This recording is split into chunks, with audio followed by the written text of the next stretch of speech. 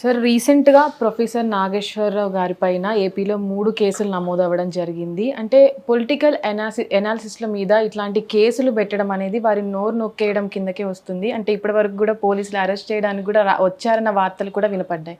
దీనిపైన మీ అభిప్రాయం ఏంటి సార్? ఏం లేదమ్మా, ఇప్పుడు నాగేశ్వరరావు గారు చేసిన వ్యాఖ్యలు ఏవైతున్నాయో తనకున్న క్రెడిబుల్ ఇన్ఫర్మేషన్ అని చెప్పి అంటాడు. ఏదైతే అమిత్ షా దగ్గరికి వెళ్ళినామో, అమిత్ షా దగ్గరికి వెళ్ళినప్పుడు వాళ్ళ ఇంటర్నల్ ఇష్యూస్ అవన్నీ మన జనసేన అధినేత పవన్ కళ్యాణ్ పోయినప్పుడు మాట్లాడుకునే దాంట్లో Chandrababu Naidu is a temporary friend, YS Jaganmohan Reddy is a permanent friend. So కాబట్టి ఆయన మీద ఎటువంటి మన చర్యలు తీసుకోవద్దు, అన్ని కేసులు పెట్టాలి అవి అని చెప్పేసి ఏదో అన్నాడు. దాన్ని నాకున్న క్రెడిబుల్ సోర్సెస్ ఆఫ్ ఇన్ఫర్మేషన్ నేను చెప్తున్నాను అన్నాడు. అన్నప్పుడు ఒకవేళ అది అంటే నేనేమంటానంటే, ప్రొఫెసర్ నాగేశ్వరరావు గారు మాట్లాడిన ప్రతి మాటకు ఒక క్రెడిబిలిటీ ఉంటుంది. ఈరోజు మీరు చేస్తున్న జర్నలిజం ఏదైతే ఉన్నదో ఇప్పుడు తయారవుతున్న జర్నలిజం, బట్ ఆయన జర్నలిజంలో పిహెచ్డీ చేసేసి ఉస్మానియా యూనివర్సిటీ నుంచి రిజైన్ అయిన వ్యక్తి, రైట్? దాని తర్వాత ఆయనకున్న అవగాహన ఏదైతే దాని మీద ఒక విశ్లేషణ చేస్తూ ఉంటాడు. ఇది ఎవ్రీ టైం తను చేస్తూ ఉంటాడు. తనకున్న ఇన్ఫర్మేషన్ ఇదే అని చెప్పేసి ఆయన ఒక ఆలోచన వ్యక్తపరిచిన తర్వాత ఎప్పుడైతే అది సోషల్ మీడియాలో వైరల్ అయిన తర్వాత ఇమీడియట్గా ఆయన చేసిన స్టేట్మెంట్ ఏందైతే, నాకు స్టేట్మెంట్ని పూర్తిగా విత్డ్రా చేసుకుంటా ఉన్నాను అని చెప్పేసి ఆయన అన్కండిషనల్గా దాన్ని స్టేట్మెంట్ విత్డ్రా చేసుకున్నాడు. దానికి ఇమీడియట్గా పవన్ కళ్యాణ్ స్థాయి వ్యక్తి మౌనం వహించి వాళ్ళ కార్యకర్తలని కానీ వాళ్ళ లీడర్లు కానీ వాళ్ళ క్యాడర్లు కానీ ఒక ఇన్స్ట్రక్షన్స్ ఇవ్వాలి, దీని మీద ఎటువంటి మాటలు మాట్లాడద్దు. ఎందుకంటే వితౌట్ నిప్పులేంది పొగరాదు. ఏదో ఒక సోర్స్ ఆఫ్ ఇన్ఫర్మేషన్ ఆయనకు ఉంది కాబట్టి ఆయన ఉంటాడు. దాన్ని ఆయన అన్నప్పుడు విషయము కొంత దూరం వెళ్ళి ఉంటుంది. కానీ ఎప్పుడైతే దాన్ని వీళ్ళు ఎగ్జాగరేట్ చేసినారో, దాన్ని ఎప్పుడైతే వాళ్ళని ఖండించే ప్రాసెస్లో 400 మందికి తెలిసిన విషయం కాస్త 4000 మందికి తెలిసినట్టు అయిపోయింది. ఇప్పుడు ఏదో జరిగింది అండ్ పవన్ కళ్యాణ్ ఖచ్చితంగా సీఎం జగన్మోహన్ రెడ్డిని టార్గెట్ చేసినాడు, ఆయన అరెస్ట్ చేయించాలి అని ఒక ప్రణాళిక కొనసాగుతూ ఉన్నది, ఆయన ఆలోచన సరళ ఇట్లు ఉన్నదని చెప్పేసి ప్రజల్లోకి ఇంకా కూడా అది బాగా స్ట్రాంగ్ మెసేజ్ వెళ్ళిపోయింది. దాని తర్వాత ఒకటి చెప్తా, నువ్వు తప్పు చేయలేదు, అది జరగలేదు అన్నప్పుడు ఆయన ఎప్పుడైతే ఆయన స్టేట్మెంట్ వెనక్కి తీసుకుని నువ్వు సైలెంట్గా ఉండాల్సింది. ఒకటి ఉన్నదమ్మ, గుమ్మడికాయలు దొంగ అంటే భుజం దప్పుకున్నట్టుగా ఈయన చేస్తున్న ఆరోపణలు ఏవైతున్నాయో, ఈయన చేస్తున్న వ్యంగ్యంగా ఇప్పుడు నాగేశ్వరరావు మీద స్టేట్మెంట్ చేస్తున్నాడు. మళ్ళీ దాని తర్వాత మీటింగ్లు పెట్టేసి మాట్లాడుతున్నారు. అండ్ ఈ అనలిస్టులు ఎట్లా ఉంటారని చెప్పేసి వక్రీకరిస్తూ ఆయన ఎక్స్ప్రెస్ చేస్తున్న విధానాన్ని ఎట్లా ఉన్నాయంటే, గుమ్మడికాయలు దొంగడు అంటే భుజాన్ని అనుకున్నట్టుగా ఉన్నాయి.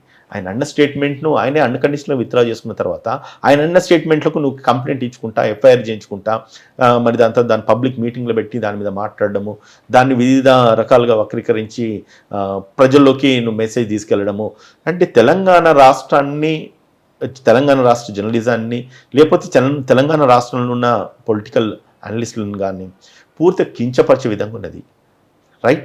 సో దీని మీద నా ఒక వ్యక్తిగత అభిప్రాయం ఏంటంటే, ఇన్ని రకాలుగా కేసులు పెట్టించేసి తెలంగాణ రాష్ట్రానికి పోలీసులను పంపించేసి ఇక్కడ నుంచి జనాలను తీసుకెళ్ళి అరెస్ట్ చేసేసి మళ్ళీ దాని తర్వాత వాళ్ళ మీద 3rd డిగ్రీ ప్రయోగించేసి చేస్తున్న విధానం ఏదైతున్నదో తెలంగాణ రాష్ట్ర ప్రభుత్వాన్ని కానీ తెలంగాణ రాష్ట్ర పోలీసింగ్ని కానీ కించపుచ్చే విధంగా లేదు. ఒక దిక్కు తెలంగాణ రాష్ట్ర ముఖ్యమంత్రి, ఆంధ్ర రాష్ట్ర ముఖ్యమంత్రి అత్యంత సన్నిహితులు, గురు శిష్యుల బంధం ఉందని అంటూనే తెలంగాణ రాష్ట్ర జర్నలిస్టులను కానీ తెలంగాణ రాష్ట్ర ప్రజలను కానీ ప్రొఫెసర్లను కానీ లేకపోతే తెలంగాణ రాష్ట్రంలో ఉన్న వివిధ విభాగాల్లో ఉన్న వ్యక్తులను తీసుకెళ్ళేసి నువ్వు అరెస్ట్ చేయించడం, కొట్టడము, లేదంటే కనుక పోలీస్ బెటాలియన్ పంపించి అరెస్ట్ చేయించడము, ఇటువంటి వార్తలు బయటకు వస్తున్నాయంటే అది పవన్ కళ్యాణ్ వ్యక్తిత్వాన్ని కాదు, ఈవెన్ ఆంధ్రప్రదేశ్ రాష్ట్ర ముఖ్యమంత్రి వ్యక్తిత్వాన్ని కూడా అది ఒక మచ్చనే పడుతుంది. At the same time Telangana రాష్ట్ర ముఖ్యమంత్రి మీద కూడా ఒక బ్యాడ్ రిమార్క్ ఎస్టాబ్లిష్ అవుతూ ఉన్నది కదా. సో ఏదైతే freedom of speech constitutional right, it's a fundamental right, everybody can express their opinion అని చెప్పేసి రాజ్యాంగం చెప్తా ఉన్నది. నీకు గనక దాని మీద ఏమన్నా భిన్నాభిప్రాయాలు ఉంటే ప్రజాస్వామ్యబద్ధంగానే నువ్వు దాని మీద ఖండించు నువ్వు, రైట్? అంతేగాని పోలీసులను వాడుకొని అధికారం మన చేతులు ఉన్నది కదా, మనం ఏం చేసినా నడుస్తుందని చెప్పేసి అది నీ ప్రాంతంలో నీ రాష్ట్రంలో అయితే పర్వాలేదు, మీ నుంచి విముక్తి చెందనీకే ఆంధ్ర పాలకుల ఒక పాలన నచ్చకనే తెలంగాణలో ఉద్యమాలు చేసేసి తెలంగాణ రాష్ట్రాన్ని సాధించి ఆంధ్రను ఎల్లగొట్టిన తర్వాత మళ్ళీ ఈ ఆంధ్ర పెత్తనము తెలంగాణ రాష్ట్రం మీద ఏందన్నది ఇవాళ జర్నలిస్ట్ అందరూ మాట్లాడుకొస్తూ ఉన్నారు. అట్ ది సేమ్ టైం ఏమవుతుంది, ఆంధ్ర పెత్తనాన్ని సమర్థిస్తున్నారు తెలంగాణ రాష్ట్ర ప్రభుత్వం అంటే తెలంగాణ రాష్ట్ర ప్రభుత్వం మీద కూడా ఒక రాంగ్ మెసేజ్ వెళ్తూ ఉన్నది. సో దీనికి అంటే ఒక న్యాయవాదిగా కావచ్చు, కాంగ్రెస్ పార్టీ ప్రతినిధిగా కావచ్చు, పూర్తిగా ఖండిస్తూ ఉన్నాను. అండ్ ఇటువంటి ప్రయత్నాలు ఏమైనా ఉంటే పూర్తిగా మానుకోవాలి. అండ్ ఏవైతే అలిగేషన్స్ రైజ్ చేసినాడు, సంఘ విద్రోహ శక్తిని తయారు చేస్తున్నారు, మతతత్వాలు, కులాలలో చిచ్చు పెడుతున్నారు, ఇటువంటి స్టేట్మెంట్స్ చేస్తూ ఉన్నారు. అసలు అక్కడ ఆయన మాట్లాడిన మాటలు ఏంటిది, మీరు విన్నది ఏంటిది, మీరు పెట్టిన కేసులకు సంబంధిత సెక్షన్స్ ఏంటి ఆలోచించాలి కదా. నువ్వు పెట్టిన అన్ని కూడా bailable sections and everything is below 7 years punishment అన్నాక అరెస్ట్ చేసే రైట్ నీకు ఎక్కడున్నది? నువ్వు ఆయన అరెస్ట్ చేయాల్సిన అవసరం ఏమున్నది నీకు?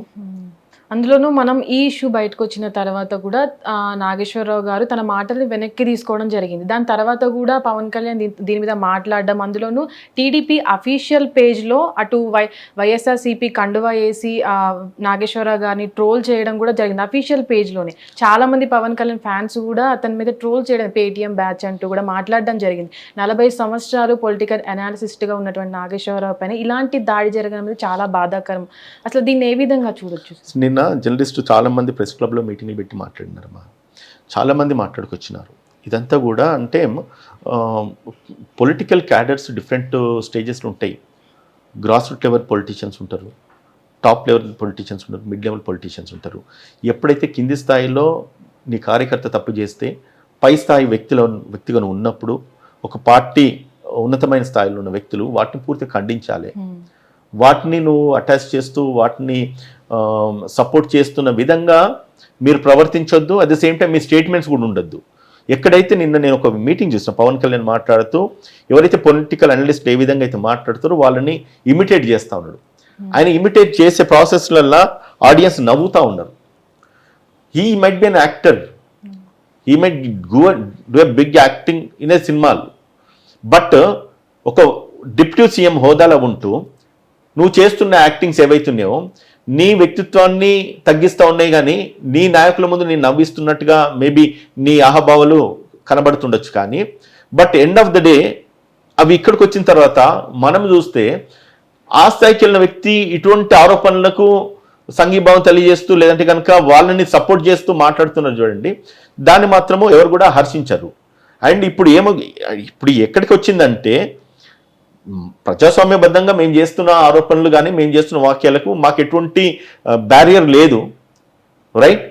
మీరు పెడుతున్న కేసులకు ఎటువంటి శాంటిటీ లేదు, మేము చేస్తూనే పోతామని చెప్పేసి ఒక నాగేశ్వరరావు బై ఇప్పుడు 100 మంది నాగేశ్వరులు తయారైంది ఇక్కడ, రైట్ అమ్మా?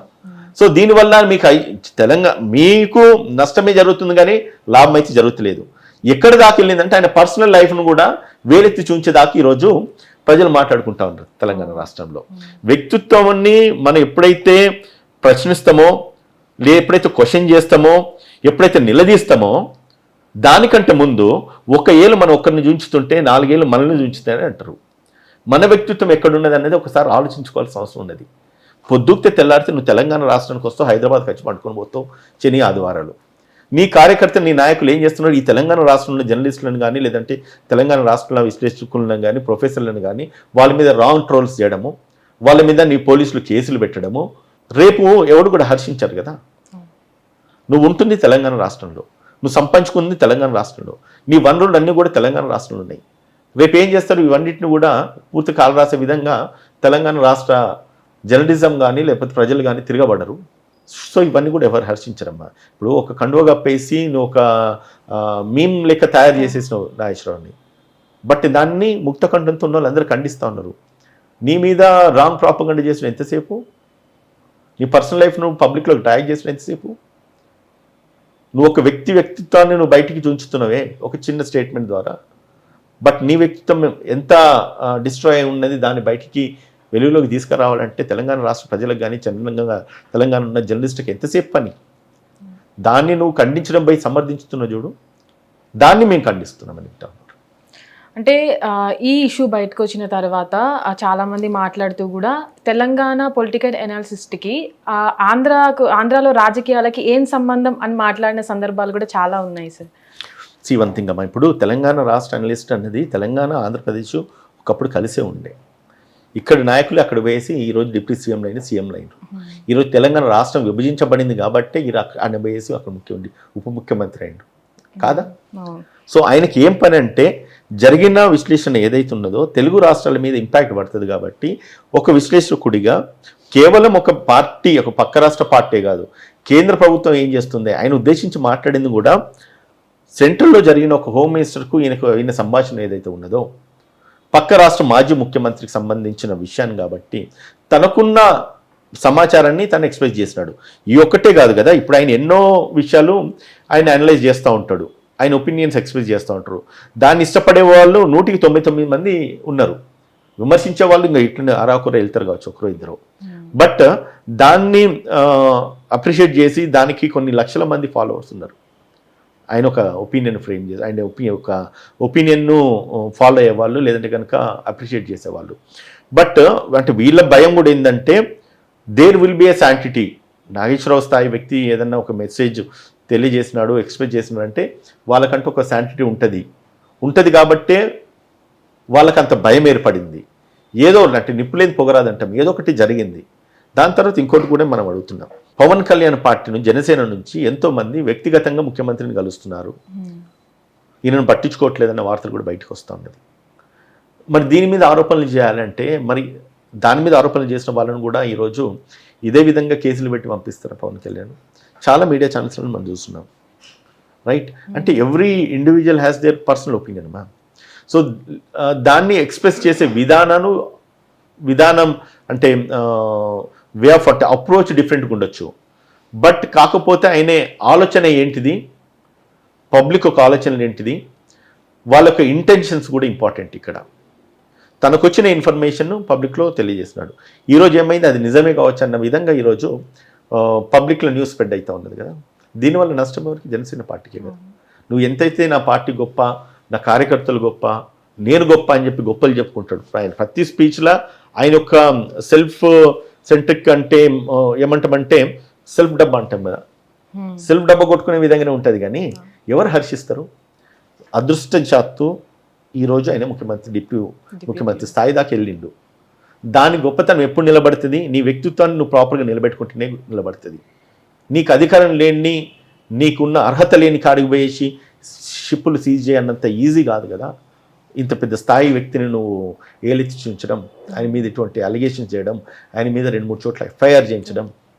ఆయన బాజాప్తు చెప్తా ఉన్నాడు, నువ్వు ఎన్ని ఎఫ్ఐఆర్లు చేయి, నువ్వు అరెస్ట్ చేయి, నేను జైలుకు పోతాను, కానీ నేను వాటి మీద ఎటువంటి రియాక్షన్ నేను ఇవ్వను. And at the same time నేను అన్కండిషనల్ నా స్టేట్మెంట్స్ విత్డ్రా చేసుకున్నాను. అండ్ నాకున్న ఆలోచనలు, నాకున్న పరిజ్ఞానంలో ఎక్కడ మాట్లాడచ్చు అక్కడ నేను మాట్లాడతానని అన్నాడు. ఒక్క నాగేశ్వరరావు పోతే ఇప్పుడు 100 మంది నాగేశ్వరరావు తయారయ్యారు. ఇదంటే ఎవరి ఇమేజ్ను టానిష్ చేసింది? పవన్ కళ్యాణ్ ఇమేజ్ అయిపోయింది కదా. That's what. అందులోనూ ఈ ఇష్యూ బయటకు వచ్చిన తర్వాత కూడా సోషల్ మీడియాలో చాలా ట్రోల్స్ చేశారు సార్, విపరీతంగా ట్రోల్స్ చేయడం జరిగింది. పేటీఎం బ్యాచ్ అని, పేటీఎం నాగేశ్వర్ అని. అందులోనూ ఎవరైతే ఏపీ పాలిటిక్స్ గురించి, అన్యాయాల గురించి మాట్లాడతారో వాళ్ళని కూడా అదే విధంగా ట్రోల్స్ చేయడం అనేది జరుగుతుంది. దానికి అక్కడ ప్రభుత్వం సపోర్ట్ ఇస్తుంది అనుకోవచ్చా? నేను ఒక విషయం చెప్తా, ఎప్పుడైతే ఇటువంటి ట్రోల్స్ వస్తున్నాయో, పేటీఎం బ్యాచ్ అంటే పైసలు ఇస్తే మాట్లాడేటోళ్ళు, పేటీఎం ద్వారా మనీ ట్రాన్స్ఫర్ చేస్తే మాట్లాడేటోళ్ళు. ఎక్కడైనా నీకేమైనా ఆధారం ఉన్నదా? నువ్వు చేస్తున్న ఆరోపణలకు నిజంగానే గనక ఈరోజు నాగేశ్వరరావు మాట్లాడాలనుకుంటే ఆయన కూడా డిఫమేషన్ కేసులు వేయచ్చు కదా, మన వాళ్ళ మీద క్రిమినల్ అండ్ సివిల్ డిఫమేషన్స్ వేయచ్చు కదా, ప్రతి పోలీస్ స్టేషన్లో కంప్లైంట్ చేయొచ్చు కదా. మరి ఈ పవన్ కళ్యాణ్ బ్యాచ్ చేస్తున్నారన్నది ఇది క్లియర్ కట్ ఇన్ఫర్మేషను. ఆయనకు చేయాల్సిన అవసరం ఉన్నది. ఆయనకున్న పొజిషన్లో ఆయన రిటైర్మెంట్ పెన్షన్ బెనిఫిట్స్ 2-2.5 లక్షలు వస్తున్నాయి. అండ్ ఆయన నడుపుతున్న ఛానల్స్లో కానీ చాలా చోట్ల నేను అంటే న్యూస్లో విన్నాను, ఒక 5-6 లక్షలు 7-8 లక్షలు కూడా ఆయనకి ఇన్కమ్ ఉంది. కూర్చున్న చోట నెలకు ఒక 10 లక్షలు సంపాదించుకునే స్థాయిలో ఆయన ఉన్నాడు. అటువంటి వ్యక్తి ఏజ్కి వచ్చిన తర్వాత, ఈ స్థాయిలో ఉన్న తర్వాత ఎవరో ఏదో డబ్బులు ఇచ్చినారని చెప్పేసి ఒపీనియన్లు ఎక్స్ప్రెస్ చేసే వ్యక్తిత్వం ఉన్న వ్యక్తి అయితే కాదు, నా పర్సనల్ ఒపీనియన్. అండ్ ఇటువంటి మెసేజెస్ పేటీఎం బ్యాచో లేకపోతే ఫోన్పే బ్యాచో జీపే బ్యాచ్ అని ఇట్లా అంటే కనుక దాన్ని ఖండించాల్సిన బాధ్యత ఎవరి మీద ఉంటుంది? పార్టీ అధిష్టానం మీద, పార్టీ నాయకుడి మీద ఉంటుంది. దాన్ని కూడా నువ్వు మౌనం వహిస్తున్నావు అంటే ఏంది? నీ చేతగాంతనము, అంతే కదా. నీ కార్యకర్తలను ఉసుగొల్పేసి నువ్వు ప్రజల మీదకి రుద్దుతున్నావు, మనుషులను పంపిస్తున్నావు, లేదంటే వాళ్ళని ఉసుగొల్పి నువ్వు నీ పోలీస్ ఇన్ఫ్లుయెన్స్ చేసేసి కేసులు రిజిస్టర్ చేస్తున్నావు, వాళ్ళని అరెస్ట్ చేసి తీసుకురమ్మంటున్నావు, రైట్. ఇవన్నీ కూడా పబ్లిక్లో ఒక రాంగ్ మెసేజ్ అయితే కన్వే అవుతున్నది. అంటే సార్ ఇప్పటి వరకు కూడా ఏదైతే నాగేశ్వరరావు గారి విషయంలో జరిగిందో ఇది మొదటిసారి కాదు. ఇంతకుముందు ఒక జర్నలిస్టు ఏపీ రాజకీయాల గురించి మాట్లాడినందుకు కూడా చాలా మంది పోలీసులు వచ్చి అరెస్ట్ చేయడానికి రావడం కూడా జరిగింది. అప్పుడు ఇక్కడ ఉన్న వాళ్ళు కూడా చాలా వ్యతిరేకించారు. అయితే ఈ చిన్న ఇష్యూ ఏదైతే ఉందో ఇప్పుడు మాట్లాడారు అని చెప్తున్నారు, దానిపైన దాదాపుగా డిప్యూటీ సీఎం అయ్యుండి ఒక గంట సేపు కూడా దానిపైన మాట్లాడడం, అంటే ప్రజల సమస్యలను వదిలేసి దీనిపైన మాట్లాడడం, అంటే సారీ చెప్పి ఏంటో తెలుసుకొని మాట్లాడిన ఇష్యూని కూడా ఇంతసేపు మాట్లాడడం అవసరం అంటారా? నేను చెప్పిన కదమ్మా ఇదివరకు సెల్ఫ్ సెంట్రిక్ ఫెలోస్ కొందరు ఉంటారని చెప్పేసి, వాళ్ళే వాళ్ళ వల్లనే ఈరోజు దేశం పుట్టింది అనుకుంటారు. ఓకే, సో అటువంటి వాళ్ళు కొందరు ఉంటారు రాష్ట్రంలో. చిన్న ఇష్యూని చిన్నగా పోనీయకుండా దాన్ని పెద్దగా చేసుకుంటూ బురదను అంటే ఒంటికి ఇంత బురద అంటున్న దాన్ని ఒళ్ళంతా రుద్దుకోవాలన్నట్టుగా నీ మీద ఏదైతే అలిగేషన్ రేజ్ అయిందో దాన్ని నువ్వు ఒక డిప్లొమాటిక్ వేలుగా నువ్వు దాన్ని కండోన్ చేయాలి. అది రైట్ కాదని చెప్పి నిరూపించుకోవాలి, లేదంటే దాన్ని కండోన్ చేస్తూ నువ్వు ఒక స్టేట్మెంట్ రిలీజ్ చేయాలి. అంతేగాని అధికారం నీ చేతులు ఉన్నదని చెప్పేసి నువ్వు కేసులు రిజిస్టర్ చేయడం మాత్రమే అది 100% తప్పది. అట్లంటే ఇంక నేను ఒకటే అడుగుతానమ్మా, అందరి మీద కేసులు రిజిస్టర్ చేయాలి. ఇవాళ ప్రతి జర్నలిస్ట్ అనేటువంటి ప్రతి ఒక్కరి మీద, ప్రతి ఛానల్ మీద కేసులు రిజిస్టర్ చేయాలి. ప్రతి మెసేజ్ ఈరోజు బయటికి వెళ్తున్నదంటే only with the media, right? Media కావచ్చు, సోషల్ మీడియా కావచ్చు, లేకపోతే మీలాంటి రిపోర్టర్స్ జర్నలిస్టులు కావచ్చు.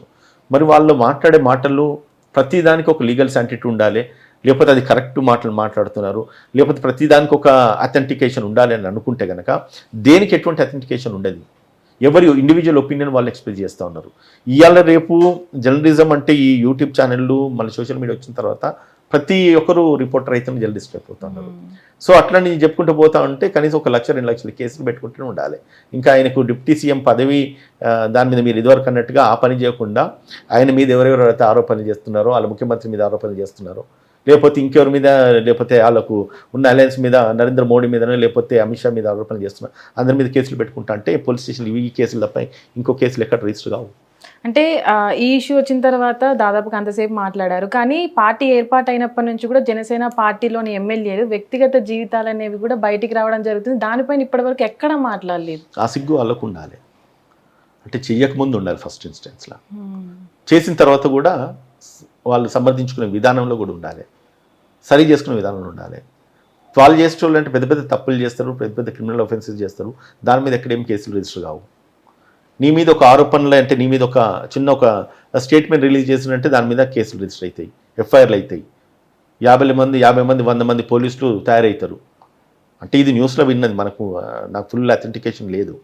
ఎప్పుడైతే న్యూస్ వచ్చిన తర్వాత ఇమీడియట్గా తెలంగాణ రాష్ట్ర పోలీసు కూడా అలర్ట్ అయినరు. అండ్ అన్నిటికంటే ఎక్కువ మీలాంటి రిపోర్టర్స్, జర్నలిస్ట్ అందరూ కూడా అలర్ట్ అయినారు. ఆయన ఇంటిని పూర్తిగా చుట్టుముట్టేసేసి వాళ్ళు ప్రొటెస్ట్ చేసినారు. దానివల్ల ఆగిపోయిందని చెప్పి అంటా ఉన్నారు. I don't know, very sure కాదు నాకు. అంటే సార్ ఒక దగ్గర కేసులు అయితే అక్కడ నుంచి పోలీసులు వచ్చి ఇక్కడ పోలీసులు ప్రభుత్వానికి సంబంధం లేకుండా ఒక వ్యక్తిని అరెస్ట్ చేసి తీసుకువెళ్ళే రైట్ అనేది ఉంటుందా? Any state or any place ఒక పోలీస్ ఒక కేసు రిజిస్టర్ అయిన తర్వాతమ్మా పక్క రాష్ట్రం నుంచి ఇక్కడికి వెళ్ళి వచ్చి అరెస్ట్ చేయాలంటే ఇక్కడ రాష్ట్ర పోలీస్ పర్మిషన్ తీసుకొని అరెస్ట్ చేయాలి, రైట్? ఆ కన్సర్న్ పోలీస్ లిమిట్స్లో కన్సర్న్ పోలీస్ అథారిటీకి ఇన్ఫార్మ్ చేసి అరెస్ట్ చేసి తీసుకెళ్ళాలి. ఇది లీగల్ సిస్టమ్. ఇంతేగాక ఈవెన్ రాష్ట్రం అని కాదు, ఈ ఊర్లో ఒక ఇన్సిడెంట్ జరిగింది, వరంగల్లో అక్యూజ్డ్ ఉన్నారు, వరంగల్ నుంచి అక్యూజ్డ్ పోయి తీసుకురావాలంటే వరంగల్ పోలీస్ స్టేషన్ ఇన్ఫార్మ్ చేసి తీసుకురావాలి హైదరాబాద్కి. అది లీగల్ సిస్టమ్. అట్లా ఓవర్ నైట్ నువ్వు తీసుకెళ్ళేసి వాళ్ళను పోలీస్ స్టేషన్లో వేసేసి అడగలుగా కొట్టి 3rd డిగ్రీ ట్రీట్మెంట్ ఇచ్చి పంపించడం వల్ల రాంగ్ మెసేజ్ అయితే వెళ్తుంది కదా, జ్యుడిషియరీ అబ్యూజ్ ఆఫ్ లా అవుతుంది, మిస్యూజ్ ఆఫ్ లా అవుతుంది. దానికి నిజంగా నీవు పోరాటం చేయాలంటే కనుక ఇదివరకు కూడా ఎవరో జర్నలిస్ట్ తీసుకెళ్ళినారు కొట్టిండ్రు అనేసి అంటే దాని మీద లీగల్గా ఫైట్ చేయాలంటే దర్ ఆర్ సెవరల్ మెథడ్స్. ఖచ్చితంగా ఎవడైతే తీసుకెళ్ళి ఇన్వాల్వ్ అయినారో వాళ్ళందరి ఉద్యోగాలు కూడా వీకేయచ్చు. మరి మీ జర్నలిస్టులు ఏం చేసినాయో నా తర్వాత నాకు న్యూస్ నేను వినలేదు, ఫాలో కాలేదు. బట్ అటువంటి ఏదైనా జరిగితే కనుక ఖచ్చితంగా తెలంగాణ రాష్ట్ర పోలీస్ కన్సర్న్ లేకుండా మాత్రము ఏ ఒక్కరిని కూడా, అది జర్నలిస్టే కావచ్చు కాదు, బట్ ఎనీ ఆర్డినరీ పర్సన్ కూడా తీసుకెళ్లాలని కూడా మీకు ఆ లీగల్ రైట్ ఉండి తీసుకెళ్లాలమ్మా. లేదంటే కనుక ఇట్స్ పూర్తిగా లీగల్ యాక్టివిటీ అవుతుంది, వాళ్ళ ఉద్యోగాలు కూడా పోతాయి. అంటే సార్ కాన్స్టిట్యూషన్ మనకు మాట్లాడే హక్కు ఇచ్చింది, కానీ ఇప్పుడున్న పరిస్థితుల్లో ప్రొఫెసర్ అంటే నాగేశ్వర్ సార్ లాంటి వాళ్ళనే కేసులు పెట్టి లోపల అంటే ఒక భయం అనేది క్రియేట్ అవుతుంది. ఏదైనా ఫ్రీడమ్గా మాట్లాడాలి అన్నా, ఏదైనా చెప్పాలి అన్నా ప్రభుత్వానికి వ్యతిరేకంగా ఒక భయం అనేది జర్నలిస్టులకు కావచ్చు, అటు సామాన్య ప్రజల్లో కూడా ఇలాంటి ఇష్యూస్ అనేవి మేజర్ ఇంపాక్ట్ అనేది పడుతుంది. దీన్ని ఏ విధంగా భయపడద్దని చెప్తాను నేను. భయపడాల్సిన అవసరం ఉన్నది. ఇప్పుడు ఏమైంది, నాగేశ్వరరావుని అరెస్ట్ చేసిండ్రా, జైల్లో పెట్టిండ్రా, ఎఫ్ఐఆర్ అయింది, కొట్టుడు పోతుంది, అది ఏం కాదు. అది నిజంగా వాళ్ళ వ్యక్తిత్వం ఉంటే, నిజంగా వాళ్ళకి నిజంగా సోషల్ కన్సర్న్ ఉన్నా కూడా వాళ్ళకి ఎటువంటి భయం లేదంటే కనుక ఇమీడియట్గా కేసు క్లోజ్ చేయించాలి. Okay, it's a constitutional right, fundamental rights. Journalist అందరూ కూడా మాట్లాడద్దని అన్నికి లేదు. అట్లాంటి నేను ఇదివరకు చెప్పిన కదా, అందరూ కూడా మూగపోవాలి. ఇంకా ఎక్కడ టీవీ ఛానల్ పనిచేయదు, ఎక్కడ సోషల్ మీడియా పనిచేయదు.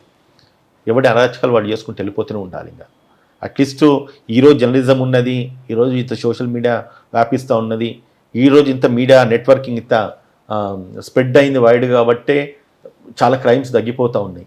నేరం చేసిన వాళ్ళు ఇమీడియట్గా అరెస్ట్ చేసి జైళ్ళలో పెడుతున్నాడు, ఎంతటోనే అయినా కూడా.